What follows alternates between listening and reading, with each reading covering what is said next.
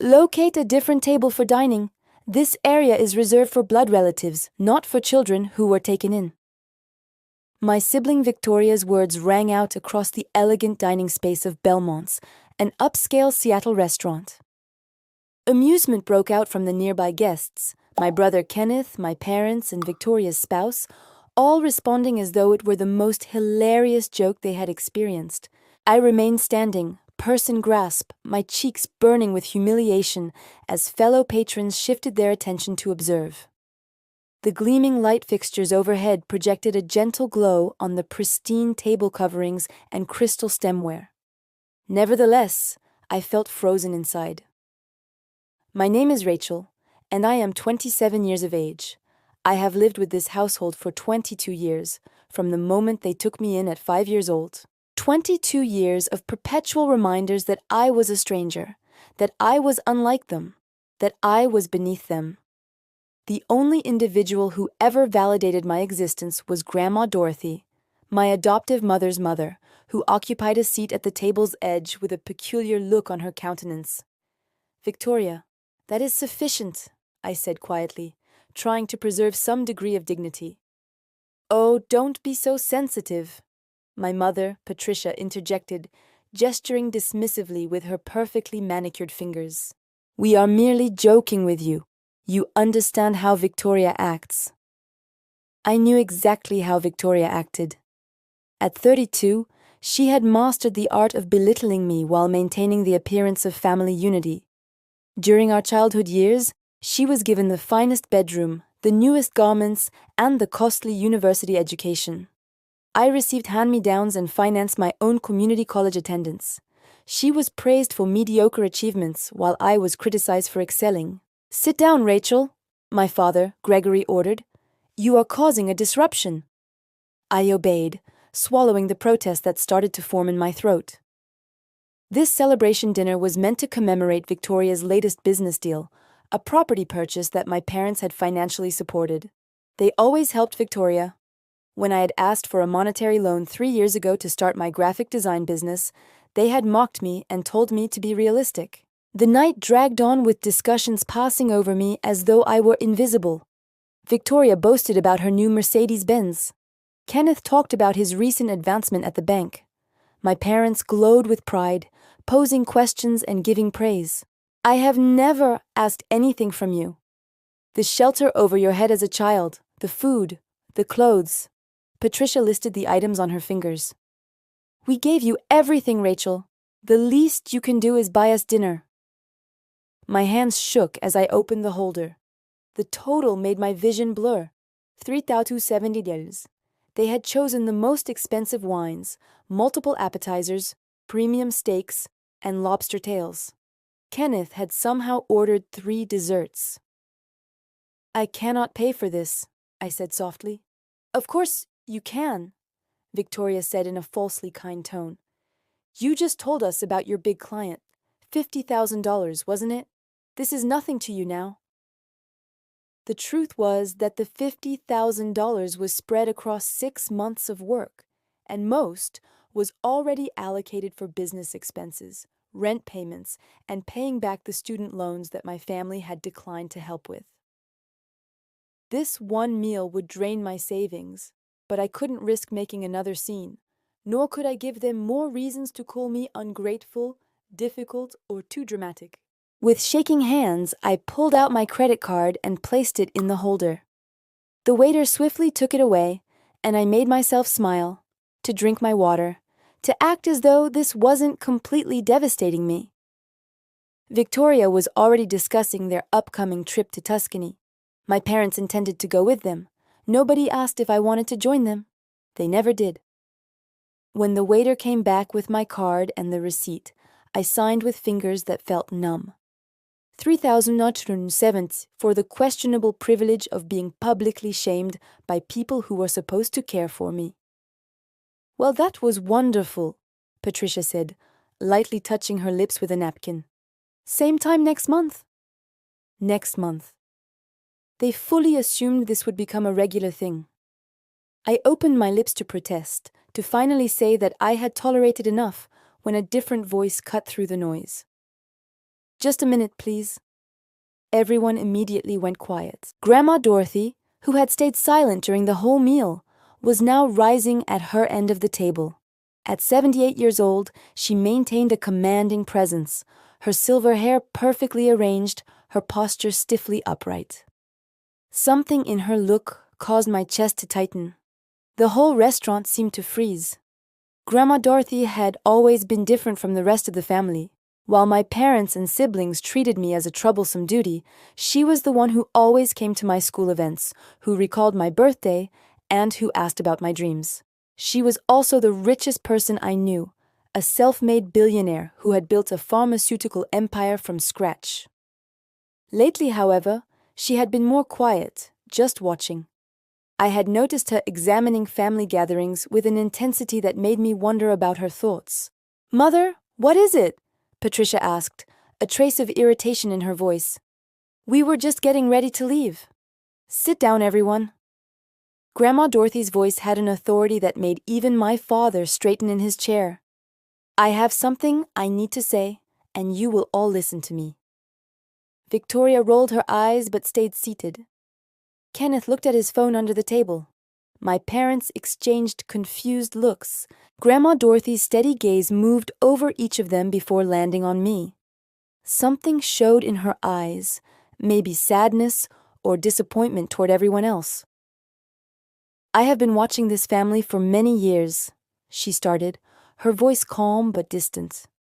"Watching how you treat Rachel, how you have always treated her." "Mother, really?" Patricia complained. "This is not the right time." "Be quiet." The order was so harsh that my mother actually complied. "I am 78 years old, and I have spent the last several months thinking about my final legacy and where my money should go after my death." The table became completely still. My father's utensil clinked against his plate as he set it down. Victoria's smug expression faltered. "We are all aware of the established arrangement," Grandma Dorothy continued. "The bulk of my estate is designated for Patricia, then to be divided among the grandchildren. That is the provision in the current legal will." I watched Victoria's face brighten with greed. She had been counting on that future inheritance for years, making elaborate purchases and planning investments based on money she hadn't yet received. "But I have instructed my attorney to prepare a revised will." Grandma Dorothy took out a large envelope from her purse. "It was formally signed and notarized yesterday." The silence felt heavy. "You cannot be serious," Kenneth said. "You are changing your will because of what? A silly, minor joke?" "A joke!" Grandma Dorothy's laugh sounded harsh. "I have watched every one of you ridicule and demean Rachel for more than 20 years. I have watched you deliberately leave her out, embarrass her, and treat her as worthless, and tonight you forced her to pay for your lavish meal while you found it amusing." "We were just having fun," Victoria tried to explain, but her voice wavered slightly. "Fun!" Grandma Dorothy repeated the word as though it were disgusting. "You think deliberate cruelty is fun? You think that making someone feel worthless is amusing?" My heart was beating so hard that I thought everyone could hear it. Grandma Dorothy slowly walked around the table until she stood right next to me. Her hand rested softly on my shoulder. "Rachel is the only person in this family who has shown true integrity," she announced. "She has worked hard for everything she has. She built a business from nothing without any help from any of you. She is a kind, talented, and very strong person, despite your best efforts to break her spirit." "Mother, you are being too dramatic," Gregory said, though his voice lacked conviction. "Am I?" Grandma Dorothy raised her eyebrows. "Patricia, when was the last time you asked about Rachel's life? Really asked and listened to her answer?" My mother's mouth opened and then closed without making a sound. "Kenneth, have you ever once congratulated your sister on her work achievements? Have you ever recognized her success?" My brother kept staring at his plate. "Victoria, have you spent even one day treating Rachel as a real family member instead of a servant?" My sister's face turned bright red with anger and embarrassment. Grandma Dorothy looked at each of them, her deep disappointment clear. You have all failed dramatically. You took in a young girl who had lost everything, and instead of giving love and support, you have spent 22 years making her pay for the basic kindness you clearly never offered. The weight of her words settled over the table like a thick, suffocating blanket. Other guests had stopped pretending they weren't listening. Servers paused in the background, sensing the growing drama. Therefore, this is what will happen, Grandma Dorothy said, her voice gaining firm strength. My entire estate, every dollar, every asset, every investment is being given to Rachel. The resulting explosion was immediate. What? What did you say? Victoria screamed, immediately jumping to her feet. You absolutely cannot do that. That is completely unfair. Kenneth slammed his hand on the table surface. Mother, please, think about what you are saying, Patricia begged. You are talking about billions of dollars. Rachel is not even really part of this family. Stop. Grandma Dorothy's command silenced them again. Rachel is more family than any of you have ever been. She has earned this title, not through biology, but through her character, through being a better person than all of you combined. I stayed frozen, completely unable to process what was happening. Billions of dollars, Grandma Dorothy's complete fortune. It seemed impossible, unreal, too huge to understand. You are being manipulated, Gregory said desperately. Rachel must have planned some scheme. Rachel has done nothing except survive your ongoing emotional abuse. Grandma Dorothy cut him off forcefully. And that abusive period ends tonight. She took out her phone and made a call. Thomas, it is Dorothy. Yes, file the new will immediately.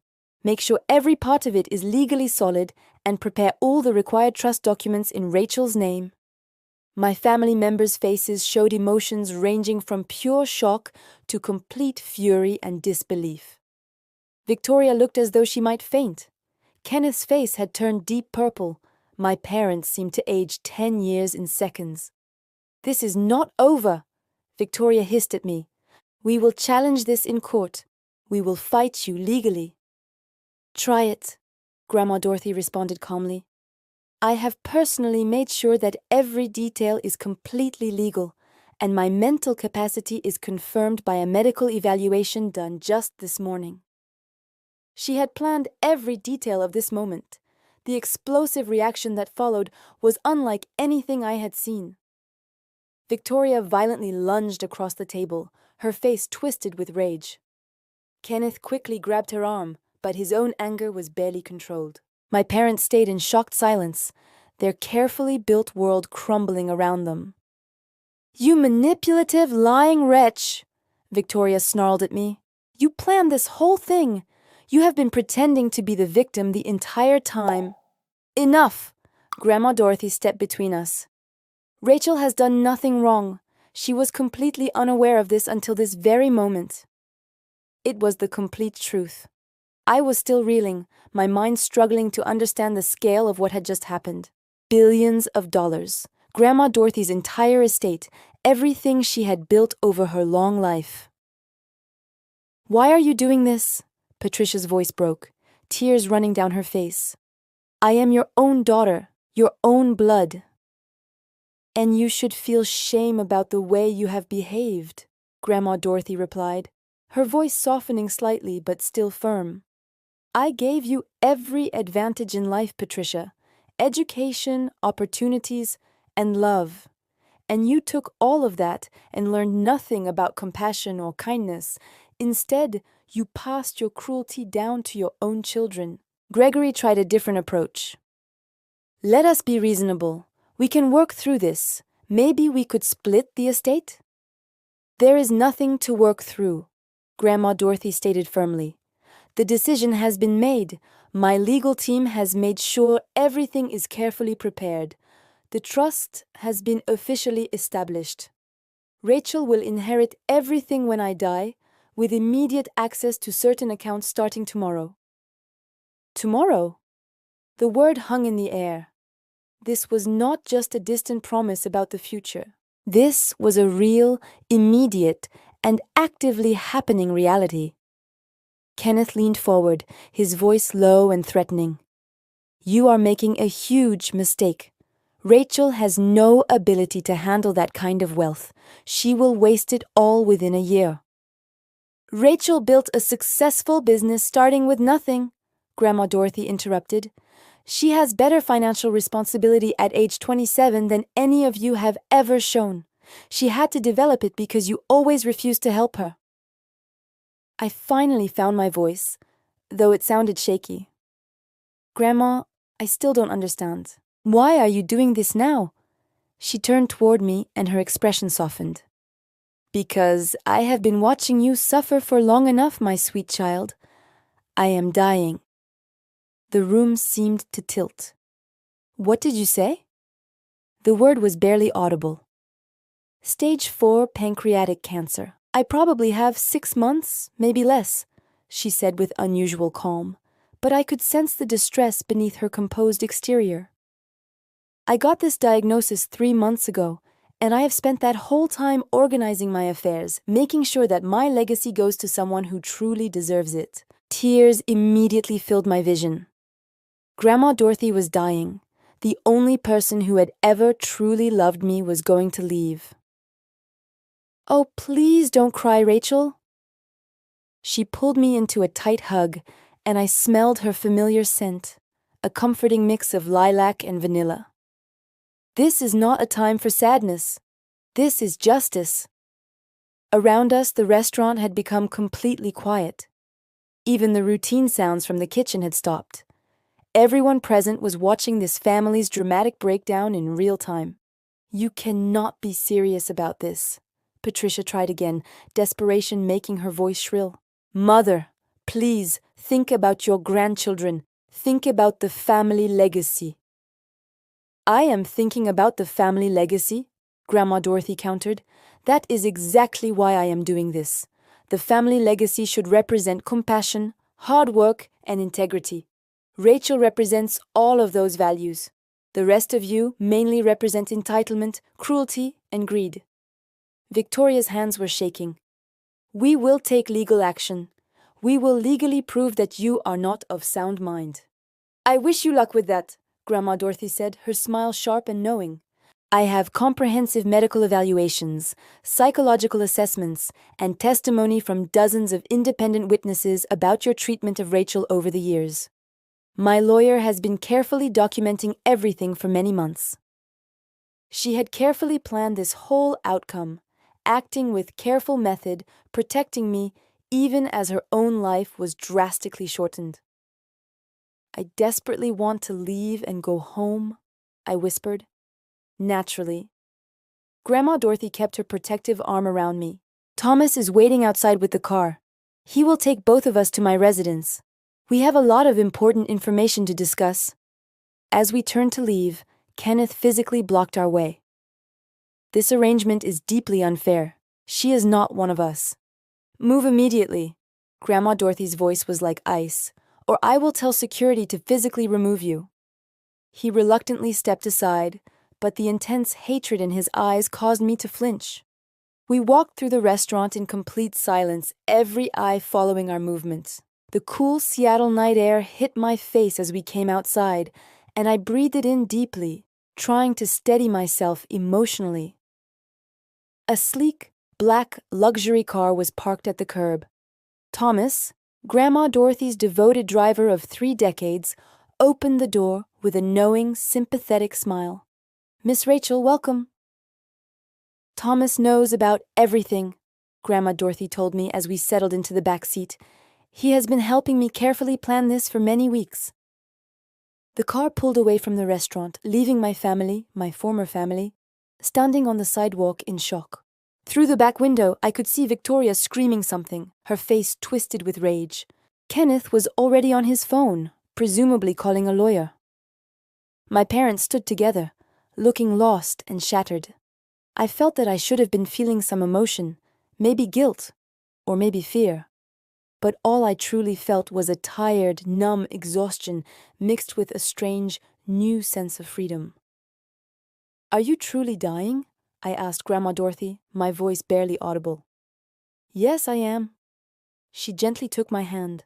Her skin was very thin, almost like tissue paper, but her grip had surprising strength. "But I have no fear. I have lived a long, full life, Rachel. I built an empire, raised a family, and left my mark. Now, I have the chance to make sure that everything I dedicated my life to goes to someone truly worthy." "I do not know if I can handle this," I admitted openly. "I have no knowledge of how to be wealthy. I do not know how to run your businesses." "You will learn the required skills," she stated confidently.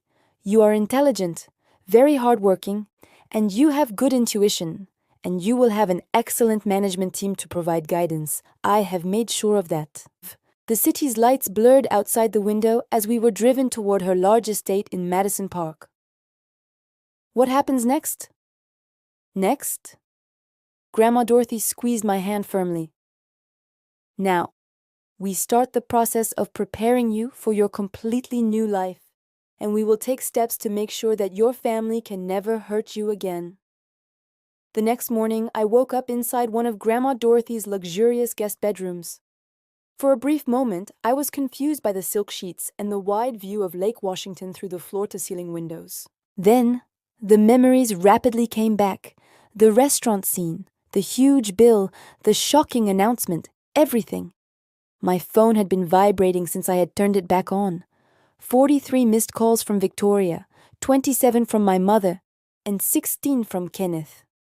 Dozens of text messages ranged from desperate pleas to direct threats. I scrolled through them with a strange, emotional detachment. "You are being selfish. Think about the family." Patricia. "I will completely ruin you in court. You will not see a single penny." Victoria. "We need to talk. This whole mess can still be fixed." Gregory. "Grandma is clearly not thinking rationally. Help us get her mentally evaluated." Kenneth. I deliberately set the phone down and walked toward the large window. Grandma Dorothy's estate took up 3 acres of premium Seattle real estate. The morning sunlight reflected brightly off the lake surface, sailboats already visible on the water. This property was mine now, or it would be soon. A soft tapping sound interrupted my thoughts. "Miss Rachel, breakfast is ready, and Miss Dorothy would like to see you in the study." I found Grandma Dorothy sitting behind a huge, dark mahogany desk, looking surprisingly energetic despite the news about her declining health the day before.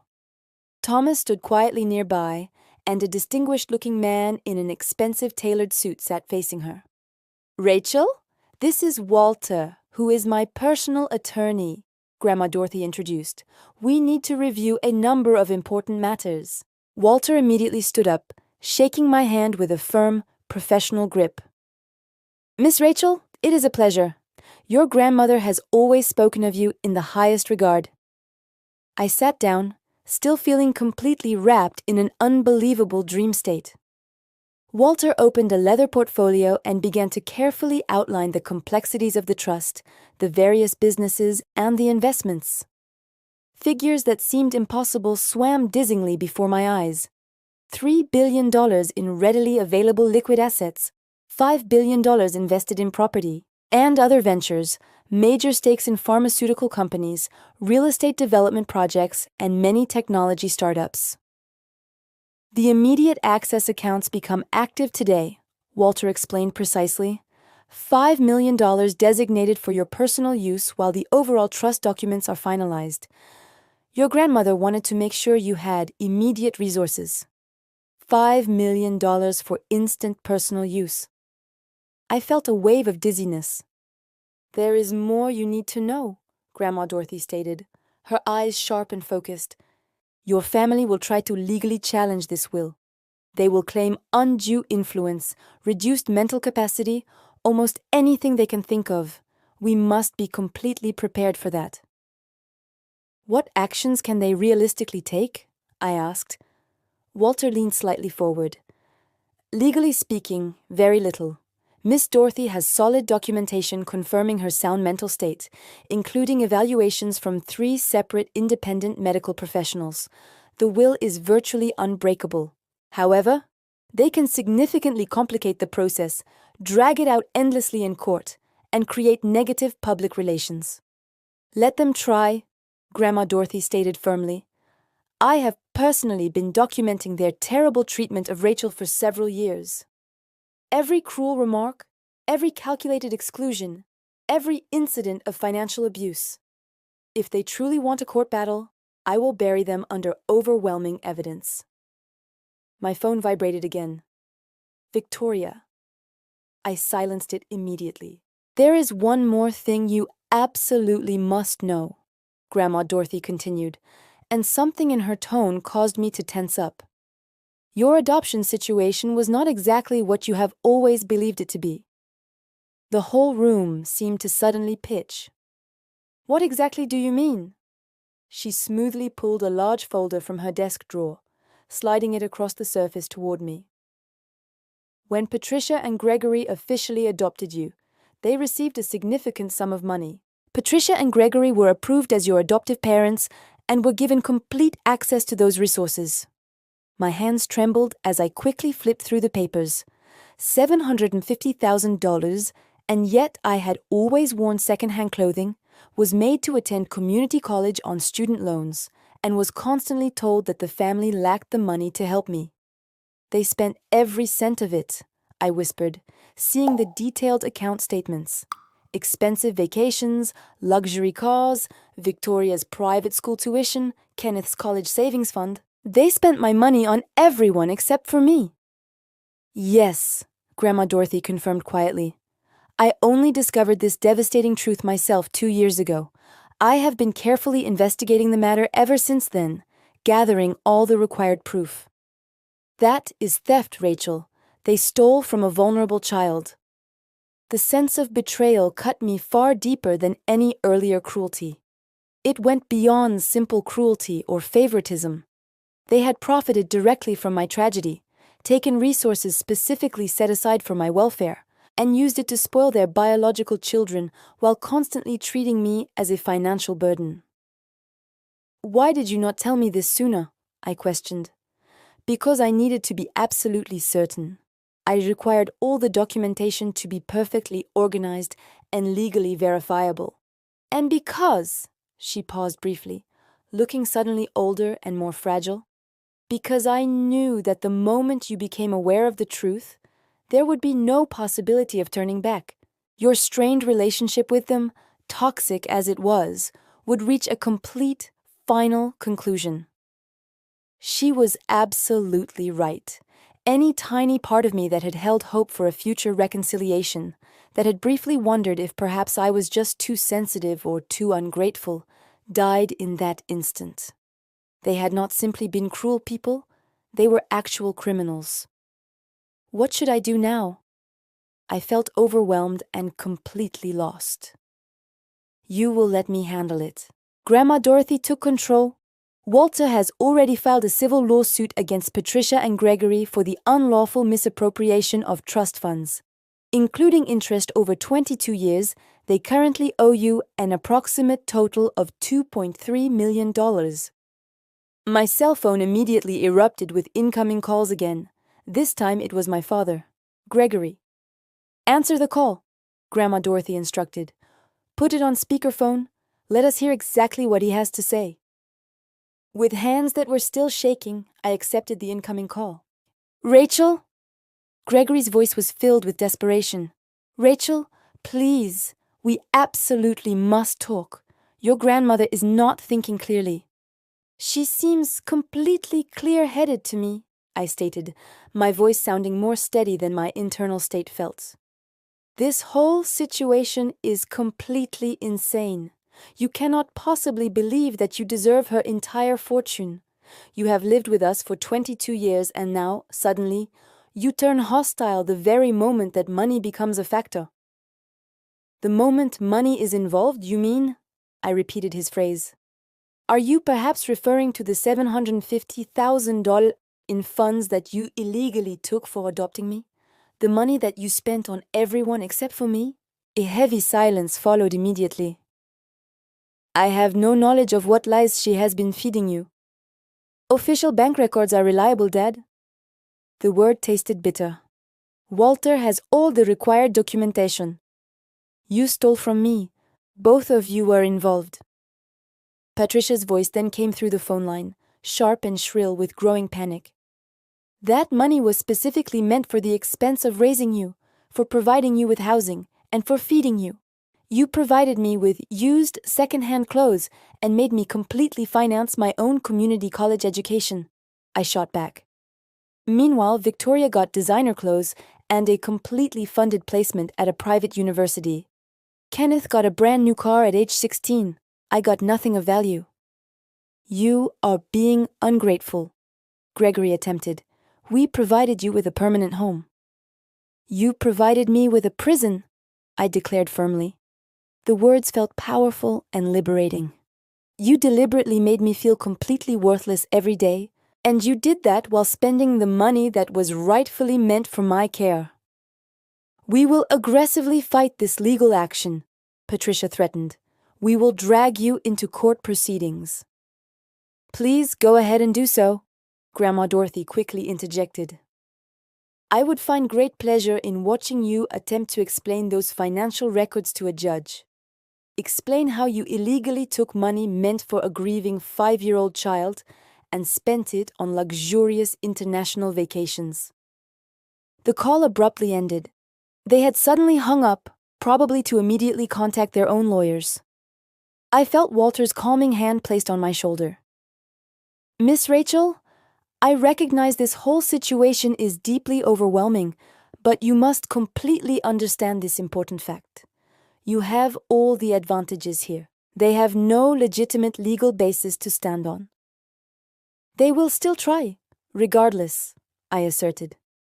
Of course, they will make the attempt, Grandma Dorothy conceded, but they will lose the fight, and when that happens, you will never be required to see them again. 3 days later, the whole story somehow leaked to the media, and I strongly suspected Victoria was the source.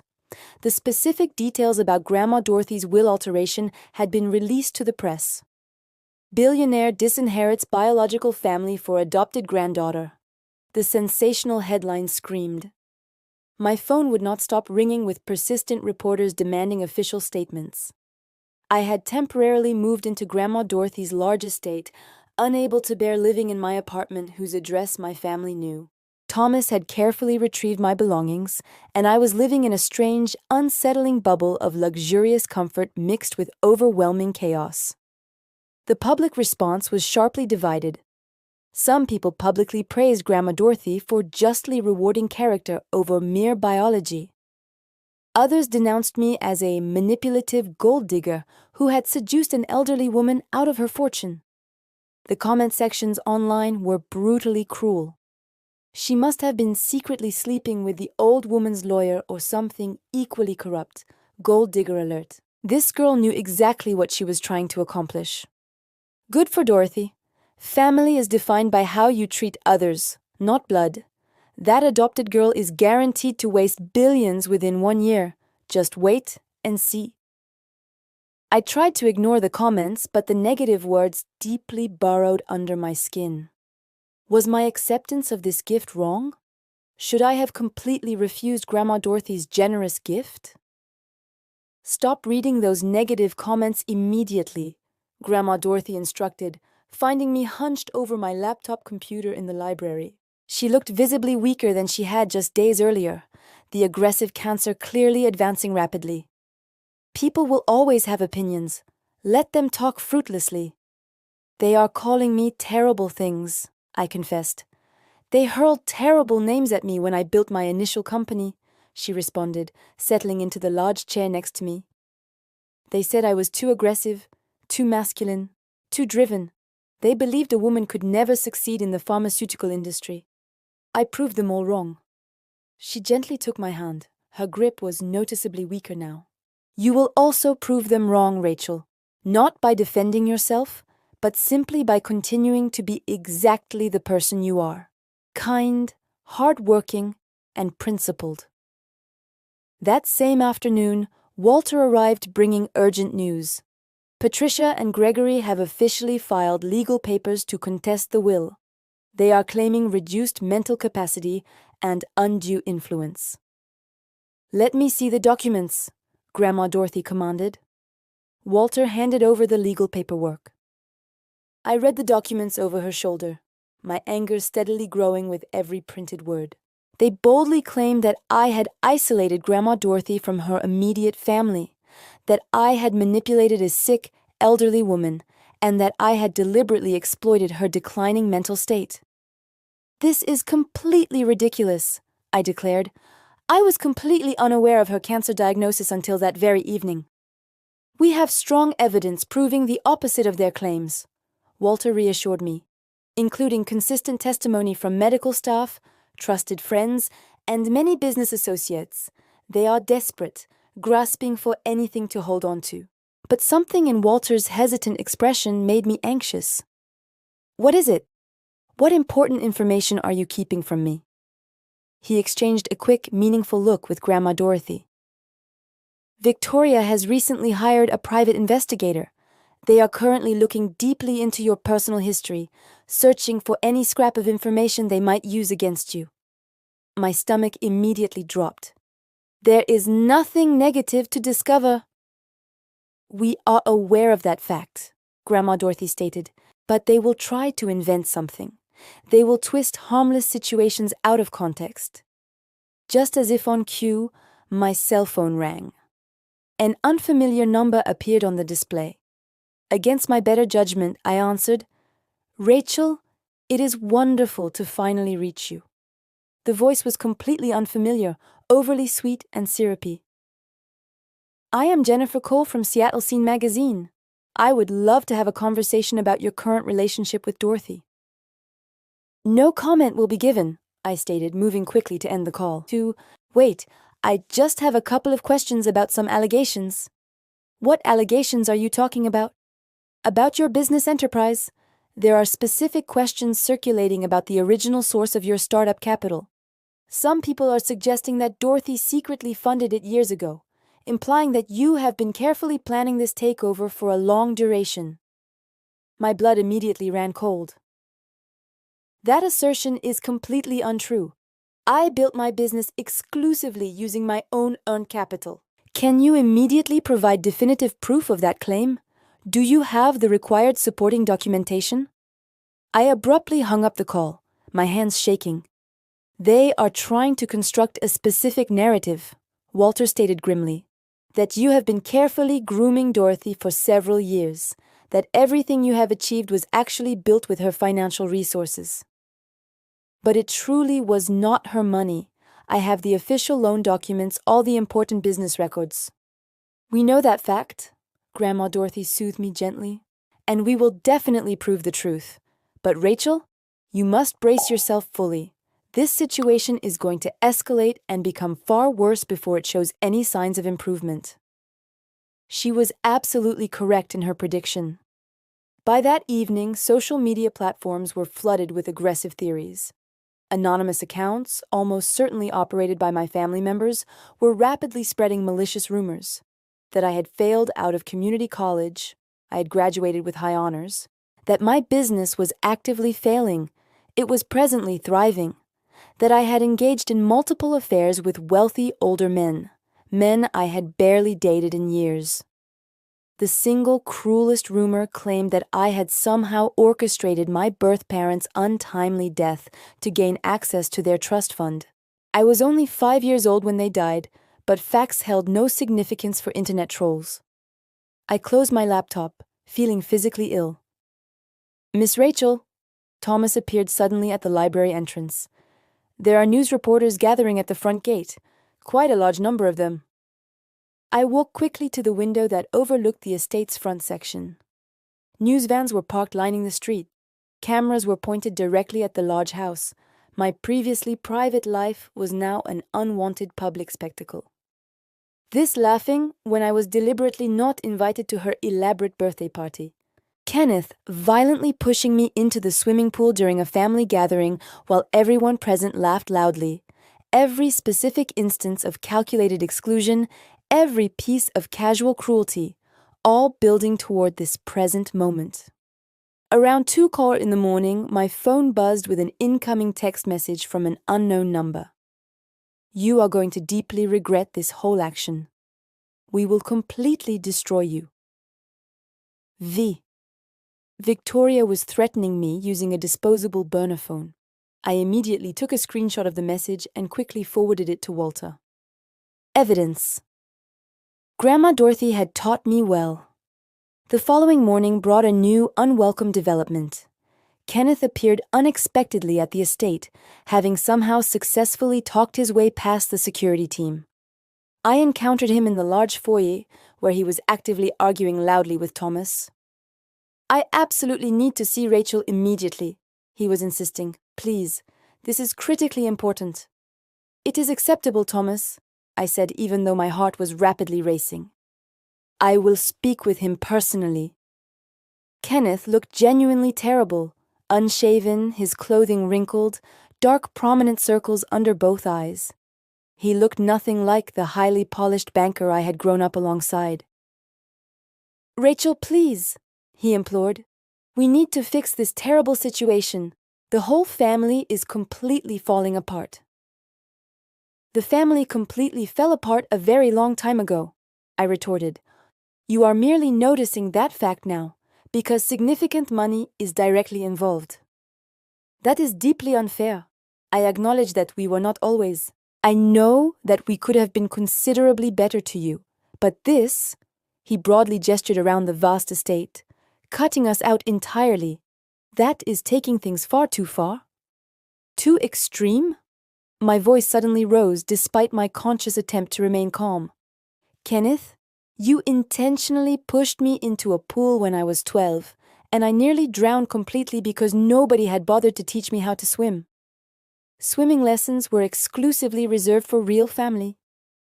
Victoria openly told everyone at my school that I was adopted because my biological parents specifically did not want me. Mom forgot my actual birthday celebration 3 consecutive years in a row. Dad explicitly told me I should be grateful for receiving mere scraps. And all of you collectively spent $750,000 that was specifically intended for my welfare while I was forced to work 3 simultaneous jobs just to fully pay for community college tuition. Kenneth's face went completely white. I was completely unaware of that specific trust fund money. I solemnly swear I knew nothing. You were unaware because you never once bothered to ask, I countered. Not a single one of you ever truly asked about me, about the direction of my life, about whether I was basically okay. The words poured forth without restraint, years of accumulated pain finally finding voice. You claim you want to repair the family? There is nothing left that requires fixing. It was basically broken from its beginning. Rachel, please leave my house immediately. My voice was now completely steady, totally cold. Get out of this house and make sure you do not ever return. You are committing a terrible mistake, Kenneth asserted, but there was zero conviction left in his tone. When Grandma passes away, you will be left completely alone with no one. I was already completely alone, I replied pointedly. At the very least, now I will have the important resources to construct an authentic, independent life. Thomas quietly escorted Kenneth out the door. Through the window glass, I watched my brother walk defeatedly to his car, his shoulders clearly slumped. For a brief instant, just a moment, I experienced a faint twinge of something unclear. Not quite guilt, but a sorrowful acknowledgement of the potential life that could have been achieved had they made deeply different choices. That same afternoon, Walter urgently called an emergency meeting. His expression was clearly grave. Victoria's devoted legal team has managed to locate something significant, he revealed, or rather, they are claiming to have located something. They are officially alleging that you personally forged specific documents related to your business, specifically targeting your client contracts. They are actively attempting to portray you as basically dishonest, someone fully capable of manipulating Dorothy. That is completely insane, I stated immediately. All of my contracts are totally legitimate. We are fully aware of that fact, but they are filing a formal motion seeking to officially delay the will proceedings pending a comprehensive investigation. It is clearly a stalling tactic, but it does unfortunately hold the potential to succeed. Grandma Dorothy's hand slammed forcefully onto the desk surface, startling both Walter and me. Despite her physical weakness, the intense anger clearly lent her renewed strength. Absolutely not under any circumstances. Walter, immediately file an emergency motion to successfully expedite the process. I demand this whole matter be legally resolved before... She intentionally left the grim conclusion of her sentence unsaid. Dorothy, you require immediate rest, Walter began pleadingly. I will achieve rest only when this objective is accomplished, she snapped back fiercely. My granddaughter is currently being viciously attacked by opportunistic vultures masquerading deceptively as family. We end this legal action immediately. Walter nodded his agreement and quickly pulled out his phone, stepping away slightly to initiate immediate calls. Grandma Dorothy turned directly toward me, her eyes intensely fierce despite the deep exhaustion clearly evident in her face. Rachel, there is a critical task I require you to undertake for me. Anything at all, I replied instantly. I am scheduling a full press conference for tomorrow afternoon. I intend to reveal the complete truth, all of it, the criminally stolen money, the prolonged emotional abuse, everything. But I urgently need you to be present there alongside me. The world needs to visually see you and hear the factual story directly from your own voice. Terror immediately gripped me tightly. I cannot possibly do that. I will certainly say something inappropriate. You will be completely perfect, she insisted firmly. Because your only responsibility will be to speak the truth. That is the only requirement necessary. That night, I barely slept again. I repeatedly rehearsed various potential statements, then discarded them completely. How is it possible to adequately summarize 22 years of continuous, agonizing pain in only a few short minutes? How do you effectively make complete strangers to fully understand the depth of the situation? The press conference was formally scheduled for 2 p.m. the next day at Grandma Dorothy's downtown corporate office. When Thomas carefully drove us to the location, the sheer volume of media presence was overwhelming. Cameras were positioned everywhere, reporters aggressively shouting numerous questions, a large crowd of curious onlookers documenting the whole scene on their phones. Walter had carefully prepared a detailed official statement, but when I looked closely at Grandma Dorothy, truly focused upon her, I recognized the immense toll this effort was taking on her. She was actively dying, utilizing her final reserves of physical strength to vigorously fight this battle on my behalf. The designated conference room was densely packed, cameras actively rolling, lights intensely bright, the air thick with clear anticipation. Grandma Dorothy sat calmly beside me at a long table, Walter positioned on her other side. She looked physically small, but completely unbreakable in spirit. Thank you all for attending today, she began, her voice surprisingly powerful and clear.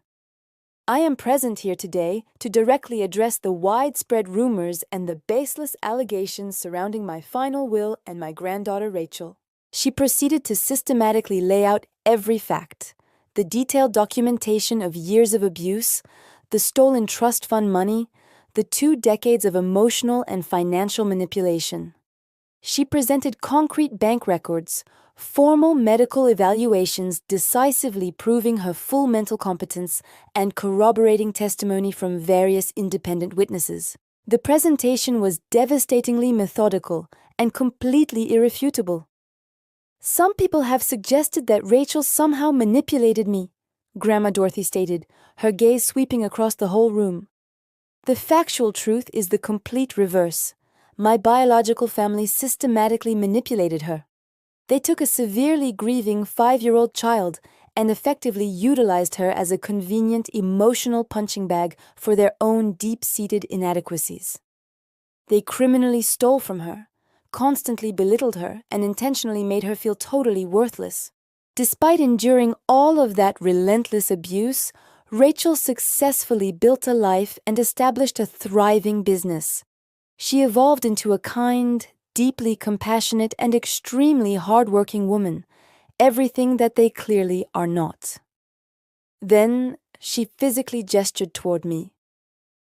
Rachel would now like to say a few brief words herself. My mouth immediately went dry. Every single eye in the packed room was fixed directly upon me. I could sense the instant judgment, the raw curiosity, the deep skepticism. I carefully cleared my throat. I honestly do not know what additional words I can say that my grandmother has not already thoroughly expressed. I never wanted this relentless public attention. I never wanted the burden of being wealthy or famous or involved in complex legal battles. My voice stabilized as I continued speaking. I simply wanted a functional family unit that truly loved me. I yearned for parents who truly cared about my well-being. I wanted siblings who truly celebrated my professional successes instead of simply mocking them relentlessly. I merely wanted to feel that I truly belonged somewhere. I looked directly into the camera lenses. I am completely aware that some of you currently believe I am a gold digger, that I deliberately manipulated a dying woman solely for her money. But I was completely unaware of the existence of the inheritance until that specific night in the restaurant. I was totally unaware that my grandmother was seriously ill. I knew nothing at all about the stolen trust fund money. All I knew definitely was that, yet again, my family was publicly humiliating me and aggressively demanding that I pay the bill for the sheer privilege of being present. Tears welled up, but I forcibly pushed them back. My grandmother is granting me her significant fortune because she possesses an unwavering belief in the person I basically am, not because I ever once requested it from her. And I am fully committed to honoring that huge trust by actively being exactly the person she sees, someone who successfully builds things, truly helps struggling people, and absolutely refuses to engage in cruelty simply because it is the easier option. The shouted questions immediately followed, coming fast and aggressively. Reporters screamed, cameras flashed blindingly, but Walter skillfully fielded the queries, and Grandma Dorothy sat reassuringly beside me, her hand finding mine discreetly beneath the table.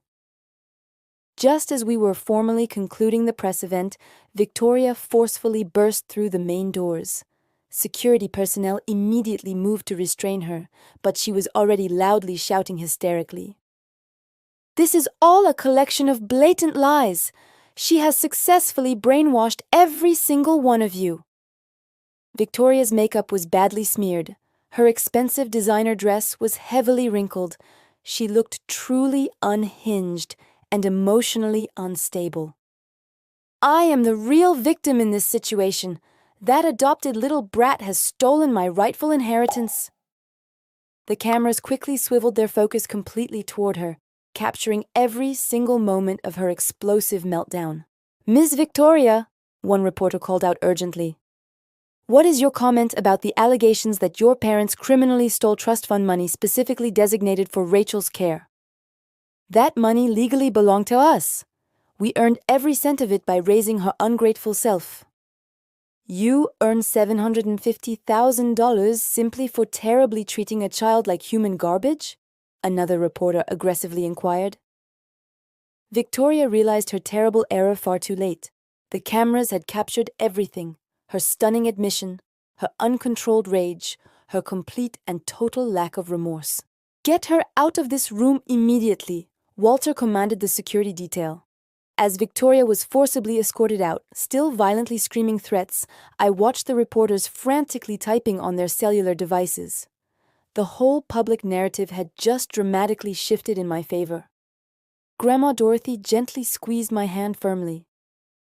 "Well," she whispered quietly, I truly do not think we could have possibly orchestrated that sequence of events any better, even if we had strategically attempted to. Despite everything I was enduring, I almost managed a small smile. Victoria had absolutely destroyed her own cause, and she had done it publicly on camera for the whole world to witness. The video footage capturing Victoria's volatile meltdown went totally viral within mere hours. By that evening, it had already reached over 10 million views. News outlets played the footage continuously on loop, carefully dissecting every single word spoken, every unhinged facial expression. Social media exploded with intense commentary. Did she seriously just openly admit they took money for raising an adopted kid? This whole family is deeply toxic. Rachel deserves every penny. Victoria just completely torpedoed her own legal case in under 60 seconds. Absolutely brilliant. That look on her face when she realized what she had confessed. Priceless. The public opinion shifted dramatically overnight. What had previously been a sharply divided conversation instantly became a huge landslide of public support directed toward me, coupled with widespread condemnation aimed squarely at my family. Memes quickly spread, commentary videos carefully analyzed the situation. Legal experts publicly weighed in, all universally agreeing that Victoria's stunning on-camera admission had basically torpedoed any faint chance they might have had of successfully contesting the will. I watched the whole development unfold from Grandma Dorothy's study, still attempting to process the implications. Walter sat across from me, looking clearly pleased. "Their whole legal case has just absolutely collapsed," he stated. "Victoria's candid admission that they earned the trust fund money specifically by raising you is, in essence, a direct confession to misappropriation of funds, which perfectly complements the existing detailed documentation we already possess. They possess no legitimate legal ground to stand upon." "What subsequent actions will occur now?" I inquired. "Now? Their various lawyers will certainly attempt to initiate immediate damage control, but it is already far too late for that. The formal court hearing is scheduled in 3 days' time. I would be completely astonished if the presiding judge does not rule totally in our favor immediately and decisively." He paused briefly. "There is also the significant criminal aspect of this matter. The district attorney's office has already reached out to us. They are actively considering formal fraud charges against both Patricia and Gregory. Criminal charges, my adoptive parents face the real prospect of imprisonment." Grandma Dorothy slowly entered the study, moving with difficulty with Thomas offering support for her arm. She had declined noticeably rapidly since the stressful press conference. The sheer effort had totally depleted her dwindling reserves, but her eyes remained intensely sharp. "Do not appear so worried about their fate," she advised me. "They freely made their specific choices. Now they must inevitably face the consequences." "But they are still officially my parents," I stated quietly, almost defensively. "Or they were intended to be my parents." "They were clearly never your parents," Grandma Dorothy declared firmly. "True parents protect their children, truly love them, and consistently support them. What Patricia and Gregory executed was deliberate exploitation, pure and deeply simple." My phone vibrated again, another text message, but this particular one immediately caused my blood to run cold. "I know your current residence now. This is definitely not over. V." I instantly showed the threat to Walter, who immediately placed a call. "I am immediately filing a formal restraining order today and significantly increasing the security measures here at the estate." "She is exhibiting signs of extreme desperation," Grandma Dorothy observed sagely. "Desperate people often undertake truly dangerous actions." She was tragically correct. Over the course of the next 2 days, Victoria's public behavior became increasingly erratic and disturbing. She brazenly showed up at my former apartment building, screaming obscenities at the residents. She posted lengthy, rambling, increasingly unhinged rants on social media platforms, each subsequent post more unstable than the last. She outrageously claimed that I had utilized witchcraft to successfully manipulate Grandma Dorothy, that I was a basic component of some vast, shadowy conspiracy, that she was the legitimate victim of calculated elder abuse. Each desperate post only further worsened her already catastrophic public standing. The public watched her engage in real-time self-destruction, and any lingering shred of public sympathy that might have existed for her instantly evaporated. Kenneth attempted a completely different approach. He appeared on a local television news program, carefully presenting himself as the highly reasonable middle ground. "Look, I believe strongly that mistakes were certainly made by both involved sides," he stated earnestly while addressing the camera. "Yes, perhaps we were not as totally welcoming toward Rachel as we naturally should have been. But to totally cut out the whole biological family over simple childhood disagreements, that seems deeply extreme." The skeptical interviewer was clearly unconvinced by his performance. "Mr. Kenneth, are you fully aware that your parents personally received $750,000 explicitly intended for Rachel's specialized care, which they allegedly utilized to fund your private education and that of your sister?" Kenneth's carefully constructed composure immediately cracked apart. That specific money was basically intended for the whole family unit. Rachel ultimately benefited from those resources too. She was forced to wear second-hand garments while your sister was dressed in designer clothing. She was forced to take out significant student loans to attend community college, while you attended a prestigious private university on a fully funded basis. How exactly did she concretely benefit from those funds? Kenneth abruptly terminated the interview prematurely, but the devastating damage was already complete. The public saw directly through his shallow pretense. My father, Gregory, attempted yet another tactic, desperately appealing for public sympathy. He gave a highly tearful, emotionally manipulative interview about how he had sincerely loved me, like a daughter, how this whole situation was deeply breaking his heart, how families should ultimately forgive each other's mistakes. "We certainly made mistakes," Gregory stammered, his voice clearly cracking. "What parent has never made a mistake? But to be completely cut off, to be maliciously accused of outright theft, it is completely destroying all of us. Patricia can barely force herself out of bed. Kenneth's marriage is actively suffering. Victoria is experiencing a complete mental breakdown, all because we simply were not perfect parents." The interviewer, the very same one who had previously dismantled Kenneth's narrative, exhibited no mercy whatsoever. "Mr. Gregory, you are characterizing your specific actions merely as not being perfect. But professional investigators have carefully documented years of systemic emotional abuse, calculated financial exploitation, and the systematic exclusion of Rachel from virtually all key family activities. This behavior extends far beyond simple imperfection." "That is not abuse. That is merely standard family dynamics. Every family unit experiences various issues. However, every family unit does not criminally steal $750,000 from a dependent child," the interviewer countered sharply. "My father abruptly walked out too, but my mother's tactical approach proved to be the most deliberately calculated. Patricia hired a specialized PR firm and gave a carefully crafted interview to a sympathetic journalist. She wore a deliberately simple dress, utilized minimal makeup, and positioned herself carefully in soft, flattering lighting. She strategically wept at all the most appropriate moments. I sincerely loved Rachel from the exact moment we brought her home," Patricia claimed, delicately dabbing her eyes. "Nourishment, utility costs. Raising a child demands significant expense. Perhaps we should have carefully documented every single expenditure, but we were operating as a family, not conducting a business transaction." She then looked directly into the camera lens. "Rachel, if you happen to be watching this interview, please know this truth. I truly love you. I always have loved you. Can we please simply communicate privately without unnecessary lawyers, without the intrusive media, just mother and daughter?"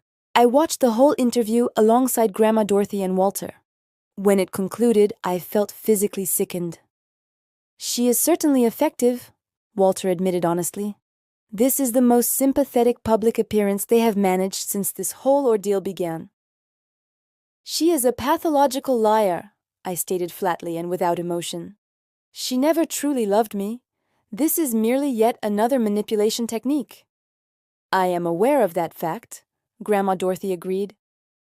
But some vulnerable people will definitely choose to believe her performance. The crucial question is, do you personally care about their belief? Did I truly care anymore? I pondered the question deeply. Just 1 week prior, I might have cared desperately about public perception. I would have fiercely wanted everyone to know the verifiable truth, to clearly see Patricia for the manipulative person she truly was, but now? No, I declared. I no longer care what random strangers think of me. The people whose opinions truly matter already know the complete truth. Grandma Dorothy smiled gently. Good girl. The actual court hearing finally arrived on a typical gray Seattle morning. The courthouse building was heavily surrounded by persistent media, vocal protesters holding signs both for and against me, and curious onlookers hoping to glimpse the unfolding drama. Walter had carefully arranged for us to gain entry through a discreet private entrance, but I could still clearly hear the persistent noise outside. Grandma Dorothy looked physically weak, confined to her wheelchair. We had finally persuaded her to utilize one, but her spinal posture remained completely straight. I held her hand firmly as we entered the austere courtroom. My family was already present inside. Patricia, Gregory, Kenneth, and Victoria sat stiffly at the defendant's legal table alongside their team of expensive lawyers. Patricia maintained the fragile, sympathetic outward appearance from her earlier interview. Gregory looked emotionally exhausted and totally defeated. Kenneth actively avoided meeting my gaze. But Victoria stared intensely at me with pure, complete hatred. The presiding judge, a stern woman in her 60s named Judge Morrison, entered the room, and everyone instantly rose respectfully. This session is a formal hearing regarding the last will and testament of Dorothy Hayes and the formal contest filed by Patricia Hayes and her family, Judge Morrison began. I have thoroughly reviewed all documentation submitted by both involved parties. Counsel, please present your opening statements. The family's primary lawyer spoke first, a slick, polished man named Roberts, who aggressively argued that Grandma Dorothy had been subjected to undue influence, that her advanced illness had significantly impaired her judgment, and that the new will should be completely set aside in favor of the previous, legally binding version. Then, Walter calmly rose to speak. He did not engage in aggressive arguments or emotional pleading. He simply presented verified facts, bank records clearly demonstrating the criminally stolen trust fund money, formal medical evaluations from 3 separate qualified doctors confirming Grandma Dorothy's clear mental competence, corroborating testimony from various business associates affirming her consistent mental acuity, detailed documentation outlining the abuse I had suffered, photos, audio recordings, witness statements, and, finally, Victoria's devastating viral video confession. Your Honor, Walter concluded absolutely. This is basically not a legal case concerning undue influence.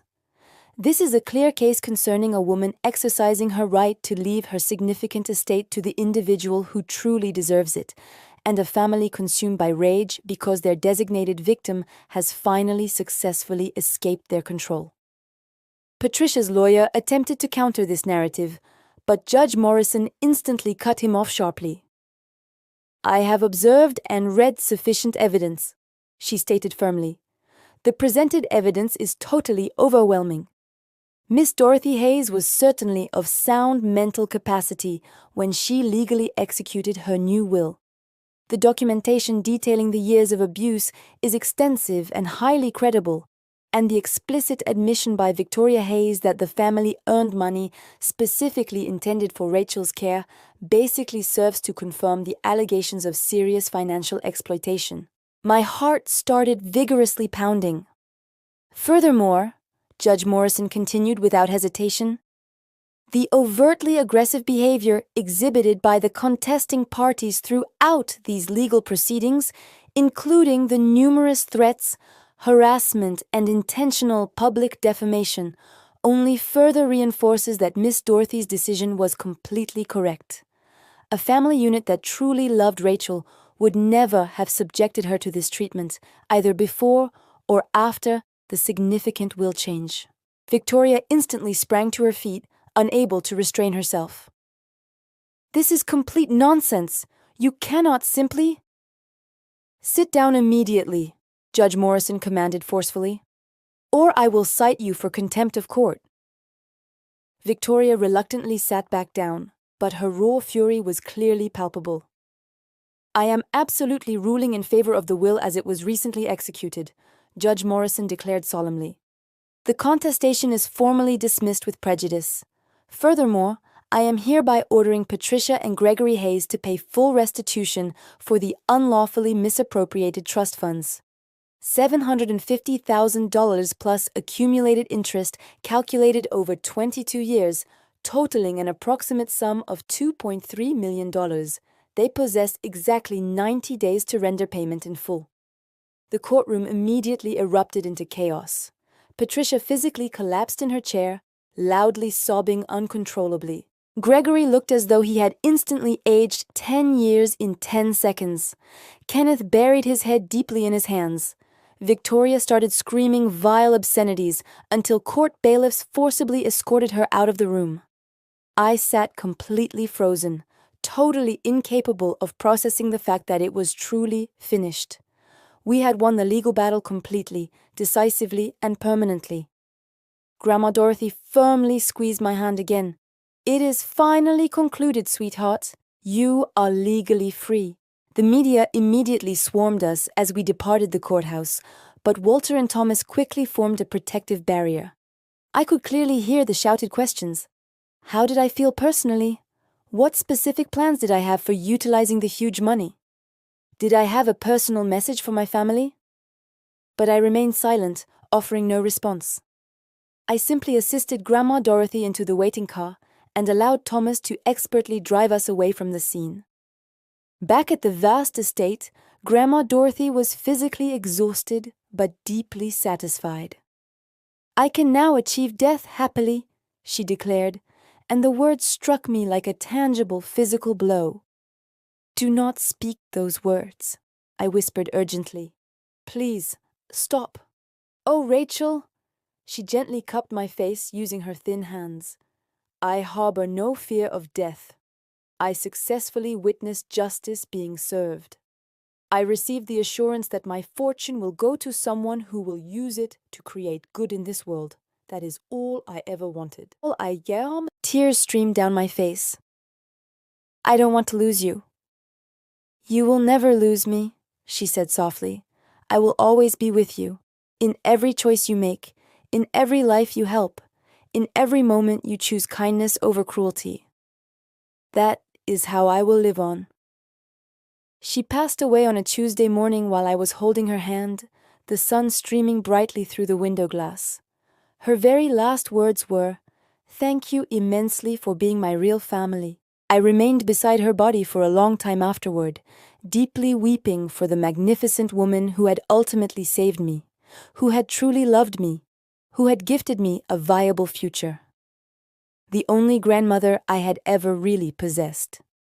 The funeral service was highly private, attended only by myself, Thomas, Walter, and a small circle of Grandma Dorothy's closest personal friends. My biological family was specifically not invited, although Patricia made an attempt to crash the service and was immediately turned away by security guards. In the weeks that followed, the complete transfer of all assets was successfully completed. I was officially the sole heir to a staggering $8 billion financial fortune. The incomprehensible number still remained far too abstract to grasp, but I was totally determined to carefully honor Grandma Dorothy's deep legacy. The very first action I took was establishing the Dorothy Hayes Foundation for Adopted Children, not because it sounded philanthropically appealing or improved my public image, but because I possessed first-hand, intimate knowledge of how many children were tragically trapped in circumstances identical to mine. The foundation would provide crucial legal representation, required counseling services, emergency temporary housing, and important educational funding for adopted children actively suffering from ongoing abuse or exploitation. The second critical step I took was hiring an excellent management team to competently oversee Grandma Dorothy's sprawling corporate entities. I was not yet fully prepared to personally run billion-dollar corporations, but I was completely capable of learning the skills. I attended every scheduled meeting, relentlessly asked pertinent questions, and studied late into the night. Slowly, I began to truly understand the vast empire she had successfully constructed. My family's subsequent downfall was swift and brutally painful. Unable to pay the mandated $2.3 million in restitution, Patricia and Gregory were immediately forced to sell their luxurious house, all their luxury vehicles, and every other possession of significant value. They were compelled to relocate into a tiny apartment situated in a particularly rough neighborhood. This was deeply ironic considering satisfying outcome. Her widely viewed viral meltdown had completely destroyed every scrap of professional credibility she might have retained. Her husband immediately filed for divorce, taking their shared home and the majority of their marital assets. She had heavily invested her remaining capital into a restaurant venture that failed spectacularly and rapidly, leaving her deeply buried in debilitating debt. The private investigator she had previously hired to uncover damaging dirt on me was now actively suing her for significant unpaid fees. She made an attempt to author a sensational tell-all book, but various publishers rejected the manuscript after careful fact-checkers concluded it was full of outright falsehoods. She next attempted to launch a response. 6 months following Grandma Dorothy's inevitable death, I stood inside the foundation's brand new purpose-built headquarters, a beautiful architectural structure in downtown Seattle completely dedicated to offering help to children exactly like I had been. The walls were adorned with photographs of children we had already successfully assisted, accompanied by stories detailing their escape and new beginnings. Thomas stood quietly beside me, having enthusiastically accepted a position as the Foundation's devoted operations director. "Miss Dorothy would certainly be extremely proud of your accomplishments," he remarked warmly. "I sincerely hope that is the case," I replied. My phone briefly buzzed. Another message. "But I will offer you a specific deal." I was no longer viewed as the helpless victim. I was not the ridiculed gold digger or the cunning manipulator. I was simply Rachel, a woman who had successfully survived deep adversity, thrived despite it, and consciously chosen to help other individuals achieve the very same outcome. I had received information through mutual acquaintances that Victoria was currently employed in telemarketing. Grace. Victoria's repeated attempts to rebuild her shattered life consistently failed, each subsequent venture collapsing immediately under the insurmountable weight of her severely tarnished reputation and her naturally poor decision-making. Patricia and Gregory spent their remaining years living in widespread poverty and debilitating isolation, their biological children too consumed by their own escalating struggles to offer meaningful assistance. Kenneth's overwhelming pride never permitted him to accept available jobs he arrogantly deemed beneath his social status, keeping him perpetually teetering on the dangerous edge of complete financial ruin. They had originally constructed their whole lives upon a naturally flawed foundation of rampant entitlement and deliberate cruelty. And when that weak foundation crumbled, they had nothing left to support them. I felt no joy in their suffering, but I felt no guilt either. They had sown their seeds, and now they were harvesting the results. As for me, I continued building something truly beautiful. That, purely and simply, was the natural progression of justice taking its final course.